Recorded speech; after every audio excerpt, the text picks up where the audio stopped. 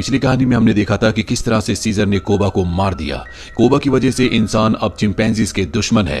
यहाँ पर पूरी की पूरी आर्मी की बटालियन आ चुकी है, जिनमें से कुछ सोल्जर्स जंगल में कुछ एप्स के साथ लगातार उस तरफ बढ़ रहे होते हैं जहाँ पर सीजर और उसके सभी साथी रहते हैं। दरअसल ये जो एप्स इंसानों के साथ है, ये कभी कोबा के साथ ही हुआ करते थे, लेकिन अब ये इंसानों के लिए काम करते हैं। इंसान इन्हें डोंकीज कहते हैं। अब ये सोल्जर्स अपने डोंकीज यानी एप्स के साथ उस जगह पहुंच जाते हैं जहां पर सीजर और उसके साथियों की सरहद है। यहाँ पर कुछ एप्स होते हैं जो पहरा दे रहे होते हैं और तभी एक सोल्जर उनमें से एक एप को गोली मार देता है। गोली की आवाज सुनकर सभी एप्स इनके ऊपर हमला कर देते हैं। वो तीरों की बौछार कर देते हैं, जिससे लगभग सभी सोल्जर्स मारे जाते हैं। यहाँ पर एक सोल्जर को दिखाया जाता है जिसका नाम प्रीचर है। वो रेडियो पर कर्नल को सब कुछ बताता है कि यहाँ पर क्या हुआ, पर तभी यहाँ पर एप्स आ जाते हैं जो प्रीचर और उसके 3 जिंदा साथियों को और साथ ही एक एप को जिसका नाम रेड है उसे पकड़कर अपने इलाके में ले जाते हैं, जहां पर सीजर उनके सामने आता है और वो प्रीचर को बताता है कि इंसानों से जंग उसने शुरू नहीं की थी, बल्कि कोबा नाम के एक एप ने की थी जिसे मैंने मार दिया। और एक यही कारण है कि कोबा के जितने भी साथी थे वो मेरे डर से इंसानों के साथ शामिल हो गए। अब यहाँ पर जो रेड होता है, वो एप जो इंसानों का साथ दे रहा है, वो सीजर से कहता है कि मैं तुम्हारे डर से इंसानों के साथ शामिल नहीं हुआ, बल्कि मुझे पता है कि कर्नल बहुत ताकतवर है, वो तुम सबको खत्म कर देगा। सीजर अपने साथियों से कहता है कि रेड को बंदी बना लिया जाए, जबकि वो चारों के चारों सोल्जर्स को घोड़े पर बिठाकर वापस भेज देता है। दरअसल सीजर इंसानों के साथ जंग नहीं चाहता, बल्कि वो शांति चाहता है, इसीलिए उसने सभी सोल्जर्स को छोड़ दिया होता है। अब जितने भी एप्स जख्मी होते हैं नदी के किनारे अपने जख्मों को धो रहे होते हैं और तभी यहाँ पर एक एप आता है जो रेड को बंदी बनाकर ले गया था। वो बताता है कि रेड भाग चुका है। अब यहाँ पर सीजर का बेटा रेड आई भी अपने दोस्त के साथ आ जाता है। दरअसल वो अपने दोस्त के साथ एक बहुत लंबी जर्नी पर गया था। वो ये देखने गया था कि एप्स के लिए कौन सी जगह सुरक्षित हो सकती है, और यहाँ आने के बाद वो बताता है कि उसे एक जगह मिल चुकी है जहां पर सभी एप सुरक्षित तरीके से रह सकते हैं। अब यहाँ पर एक एप जिसका नाम विंटर है, वो सीजर से कहता है कि हमें आज ही निकल जाना चाहिए क्योंकि यहाँ पर खतरा बहुत ज्यादा बढ़ चुका है। सीजर कहता है कि सही वक्त आने पर हम यहाँ से निकल जाएंगे। रात को सीजर देखता है कि झरने की दूसरी तरफ कुछ रोशनियां हैं और जब वो झरने के पास जाता है तो वहां पर उसे एक रस्सी मिलती है। वो समझ जाता है कि कर्नल और उसके सोल्जर्स यहाँ पर पहुंच चुके हैं। वो सबको इन्फॉर्म कर देता है और अब इंसानों के और एप्स के बीच में एक घमासान लड़ाई शुरू हो जाती है। एप्स यहाँ पर कई सोल्जर्स को मार देते हैं और तभी सीजर को अपनी पत्नी और बच्चों का ध्यान आता है और जब वो उस जगह पहुंचता है जहां पर उसकी पत्नी और बच्चे थे तो वो देखता है कि वहां पर कर्नल है जो उसकी पत्नी और बड़े बेटे ब्लू आई को मार चुका होता है। दरअसल कर्नल को ये लगा था कि ब्लू आई सीजर है। सीजर अपने परिवार की मौत से गुस्से में आग बबूला हो जाता है। वो कर्नल को मारने के लिए उसके पीछे जाता है, लेकिन तब तक कर्नल रस्सी के सहारे यहाँ से निकल जाता है। सीजर जब वापस अपनी पत्नी और बड़े बेटे की डेड बॉडी के पास आता है तो वहां पर उसका छोटा बेटा भी पत्थरों के पीछे छुपा होता है। अब यहाँ पर सभी एप्स होते हैं सिवाय एक एप को छोड़ के जिसका नाम विंटर है, जो सीजर का वफादार था। अब सबको ये लगता है कि विंटर इंसानों के साथ मिल चुका है, वही सभी इंसानों को यहाँ तक लाया था। सीजर को पता है कि अब ये जगह बहुत ज्यादा खतरनाक है, इसीलिए अपने बड़े बेटे के दोस्त को कहता है कि तुम सभी एप्स को लेकर उस जगह चले जाओ जो पूरी तरह से सुरक्षित है। मैं कर्नल के पीछे अपनी पत्नी और बेटे की मौत का बदला लेने के लिए जा रहा हूँ। यहाँ पर सीजर का जो सबसे अच्छा दोस्त है जिसका नाम मॉरिस है, वो कहता है कि मैं भी तुम्हारे साथ चलूंगा। हालांकि सीजर नहीं चाहता कि उसके साथ कोई भी आए, लेकिन उसका दोस्त मॉरिस और 2 और चिंपैंजीज उसके साथ उसके सफर पर आगे बढ़ चलते हैं।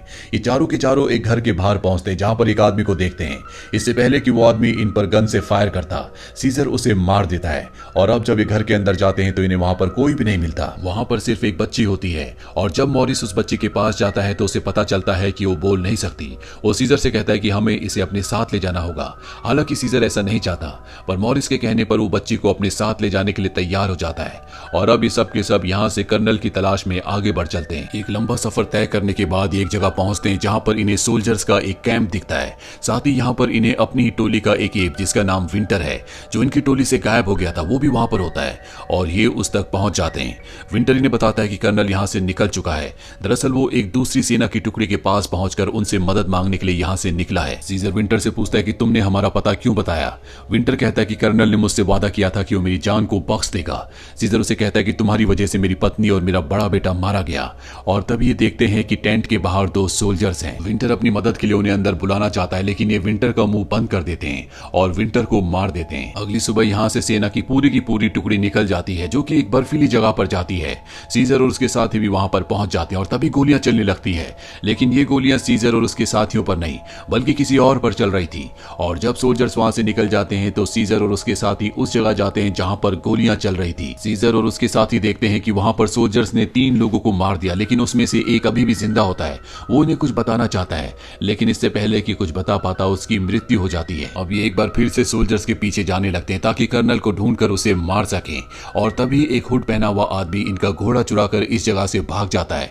ये सब के सब उसका पीछा करते हैं और तभी इन्हें वो घोड़ा दिख जाता है जो एक पुराने घर के बाहर खड़ा होता है।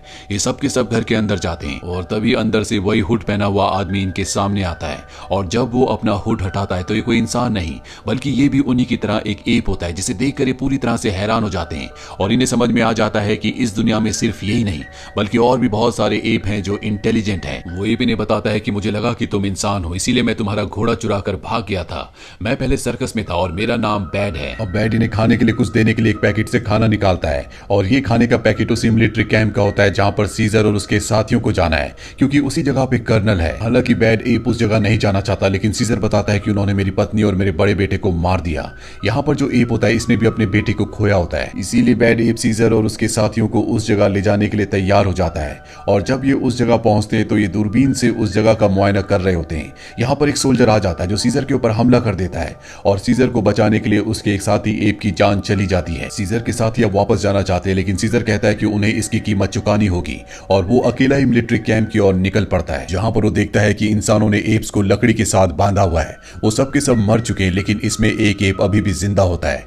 दरअसल सीजर के जितने भी साथी थे जो सुरक्षित जगह की तरफ निकले थे, उन सब को इंसानों ने यानी कि कर्नल ने पकड़ लिया होता है, और अब वो सब कर्नल के कब्जे में है। अब यहाँ पर जो एप जिंदा होता है वो सीजर को बताता है कि कर्नल और उसके सभी सोल्जर्स ने हम सबको पकड़ लिया था और यहाँ पर ले आए। अब वो हमसे यहाँ पर काम करवाते हैं। दरअसल कर्नल यहाँ पर एक बहुत ऊंची दीवार बना रहे हैं, और इसके बाद वो एप भी मारा जाता है। सीजर अकेला ही कैंप की तरफ निकल पड़ता है, जहां पर उसे एक डोंकी एप पकड़ लेता है, और अब सीजर भी इंसानों की कैद में है। उसे भी उन पिंजरों में डाल दिया जाता है जहां पर बाकी एप्स होते हैं। और अगले दिन सीजर और सभी एप्स को काम करने के लिए पिंजरों से बाहर निकाला जाता है। तभी एक एप सीजर को बताती है कि ना इन्हें खाना दिया जाता है ना पानी, इनसे सिर्फ काम करवाया जाता है। वहां पर एक एप होता है जिससे पत्थर नीचे गिर जाता है, और वहां पर जो दूसरा एप है जिसे डोंकी कहा जाता है जो इंसानों के लिए काम करता है, वो उस एप को बहुत बुरी तरह से मारता है। इस बात से सीजर को बहुत गुस्सा आता है और वो जोर से चिल्लाता है, और अब यहाँ पर जितने भी एप्स होते हैं वो सब के सब काम करना बंद कर देते हैं। लेकिन जब कर्नल बाहर आता है और सीजर के सिर पर गन रख देता है और गिनती गिनना शुरू करता है तो सभी एप्स दोबारा से काम करना शुरू कर देते हैं। इसके बाद कर्नल सीजर को अपने ऑफिस में बुलाता है, जहां पर सीजर उससे पूछता है कि तुम यहाँ पर इतनी बड़ी दीवार क्यों बना रहे हो और क्यों तुम अपने लोगों को मार रहे हो। कर्नल उसे बताता है कि जो भी वायरस से इन्फेक्टेड थे उन इंसानों को मैंने मारना शुरू कर दिया, जिसमें मेरा बेटा भी था, ताकि ये वायरस दुनिया में और ज्यादा ना फैले। ये वायरस अब इंसानों को नहीं मारता बल्कि उनकी बोलने की शक्ति को छीन लेता है, साथ ही उनकी जो इंटेलिजेंस है उसे भी खत्म कर देता है। यानी कि वो दवा जिससे सारे के सारे एप्स इंसानों जैसे बुद्धिमान बन गए, उसी दवा के वायरस से अब इंसान जानवरों की तरह बन रहे हैं। इसीलिए कर्नल ने ऐसे बहुत सारे लोगों को मारा है जो उस वायरस से इन्फेक्टेड थे, जिस वजह से यूएस की आर्मी अब कर्नल के खिलाफ हो गई है। इसीलिए यहाँ पर वो बहुत विशाल दीवार बनवा रहा होता है ताकि जब यूएस आर्मी उससे लड़ने के लिए आए तो वो अपने आप को इस दीवार के पीछे क्वारंटीन रखे, ताकि वो वायरस से भी बचे और ना ही यूएस आर्मी उस तक पहुंच सके। अब यहाँ पर सीजर किसी तरह से कर्नल को अपने साथियों को खाना और पानी देने के लिए मना लेता है, लेकिन सीजर को सजा दी जाती है। उसे ना ही खाना दिया जाता है और ना ही पीने के लिए पानी। अब वो लड़की जिसे सीजर और उसके दोस्त मॉरिस ने बचाया था, जो बोल नहीं सकती, जब उसे पता चलता है कि सीजर को खाना पानी नहीं दिया जा रहा जिस वजह से उसकी हालत बहुत ज्यादा खराब हो गई है, तो रात के अंधेरे में वो चुपचाप सीजर तक पहुंच जाती है और उसे पीने के लिए पानी और खाना भी देती है। और इससे पहले कि वो लड़की वहां से निकल पाती, वहां पर कर्नल आ जाता है। कर्नल उस लड़की को देखने वाला होता है कि सीजर का एक साथी कर्नल का ध्यान बटाता है, जो कि सीजर के साथ ही यहाँ तक आया होता है, जिस वजह से कर्नल उस लड़की को नहीं देख पाता, क्योंकि कर्नल ने अगर उस लड़की को देख लिया तो वो उसे मार देगा, क्योंकि वो भी वायरस से इन्फेक्टेड है, इसीलिए वो बोल नहीं पाती। कर्नल सीजर के केज के पास जाता है जिसके अंदर एक डॉल होती है। दरअसल उस लड़की ने जिस लड़की ने सीजर को खाना खिलाया था और पानी पिलाया था, ये डॉल उसी की होती है जो उसने सीजर को दी थी, और कर्नल इस डॉल को उठा लेता है।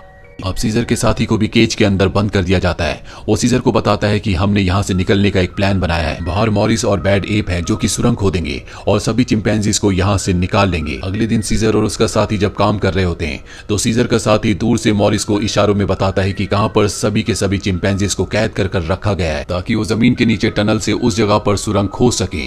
अब मॉरिस और उसका साथी बैड एप वहां पर सुरंग खोद देते हैं और रात को जो गार्ड पहरा दे रहा होता है उसे नीचे खींच लेते हैं। उसके पास चाबियां भी होती है है, उन सभी केजेस की जहां पर एप्स बंद हैं। सभी एप्स को आजाद कर दिया जाता है और इसके बाद सीजर यहां पर चिंपैंजीज के जो बच्चे होते हैं उन्हें आजाद करने के लिए जाता है, क्योंकि आज रात को यूएस की सेना यहां पर हमला करने वाली है, क्योंकि वो कर्नल के खिलाफ है। सीजर अपने सभी साथियों को सुरंग से सुरक्षित निकाल देता है, लेकिन वो खुद नहीं जाता, क्योंकि वो अपनी पत्नी और अपने बेटे का बदला कर्नल से लेना चाहता है। लेकिन जब वो कर्नल के रूम में पहुंचता है तो वो देखता है कि कर्नल ने बहुत ज्यादा अल्कोहल पी रखी है। वो बोल भी नहीं पा रहा होता, क्योंकि अब वो भी उस वायरस से इन्फेक्टेड हो गया है, जिस वायरस के लिए उसने कई मासूम लोगों की जान ली थी। दरअसल उसने जब सीजर के केस से उस डॉल को उठाया था तो उसे नहीं पता था कि ये डॉल उस लड़की की है जो खुद भी वायरस से इन्फेक्टेड है, और इस डॉल के थ्रू उसकी बॉडी में भी वायरस आ चुका होता है, और अब वो भी उस वायरस से इन्फेक्टेड है जिस वायरस के लिए उसने कई लोगों को मारा है। सीजर उसे देखकर उसे मारना चाहता है, लेकिन सीजर उसे मार नहीं पाता। लेकिन कर्नल खुद अपने आप को मार देता है, क्योंकि वो जानवरों की तरह जिंदगी नहीं जीना चाहता। वहीं बाहर कर्नल के जितने भी सोल्जर्स होते हैं उनके ऊपर अब यूएस आर्मी हमला कर चुकी होती है। दूसरी तरफ से एप्स निकल रहे होते हैं, और जब कर्नल के सोल्जर्स देखते हैं कि एप्स यहां से भाग रहे हैं तो वो उन पर हमला कर देते हैं, जिससे कई मासूम एप्स की जान चली जाती है। सीजर भी सब कुछ देख रहा होता है और वो उन्हें रोकने के लिए वहां पर एक फ्यूल टैंक को उड़ाना चाहता है, ताकि ब्लास्ट से सारे के सारे सोल्जर्स मारे जाए। लेकिन तभी प्रीचर उस पर हमला करता है। प्रीचर वही है जिसने इस कहानी की शुरुआत में सीजर के बेटे के दोस्त को जख्मी किया था। प्रीचर सीजर को मारना चाहता है। दूर से सीजर का वो साथी जो इंसानों के साथ है, जिसे इंसान डोंकी कहते हैं, वो सीजर की बहादुरी देखकर अपना दिल बदल देता है और प्रीचर को मार देता है। जब इंसान देखते हैं कि उस चिंपैंजी ने जो उनके साथ उनके लिए काम किया करता था उनके ही साथी को मार दिया, तो वो उसे मार देते हैं, और अब सीजर को मौका मिल जाता है और वो टैंक को ब्लास्ट कर देता है, जिससे एक बहुत बड़ा धमाका होता है। इस धमाके में कर्नल की लगभग पूरी आर्मी मारी जाती है, लेकिन अब यहाँ पर दूसरी आर्मी भी आ चुकी है जो सीजर को देख लेती है, पर इससे पहले कि वो सीजर को मारती, सीजर ने जो धमाका किया होता है उससे बर्फ की चट्टानें नीचे गिरना शुरू हो जाती है। सीजर के जितने भी साथी चिंपैंजीज होते हैं वो सब के सब पेड़ पर चढ़ जाते हैं, साथ ही उस लड़की को भी पेड़ पर ले जाते हैं जो बोल नहीं पाती, और अब बर्फ के फिसलने से, जिसे एवलांच कहा जाता है, सारे के सारे इंसान मारे जाते हैं। इसके बाद मॉरिस सीजर के पास आता है। मॉरिस को समझ में आ जाता है कि सीजर अब बच नहीं सकता। वो सीजर को कहता है कि एक दिन मैं तुम्हारे बेटे को जरूर बताऊंगा कि तुम कौन थे और तुमने एप्स के लिए क्या किया था। तुम्हारी ब्रेवरी को कभी भुलाया नहीं जा सकता। और इसके बाद सीजर की मृत्यु हो जाती है।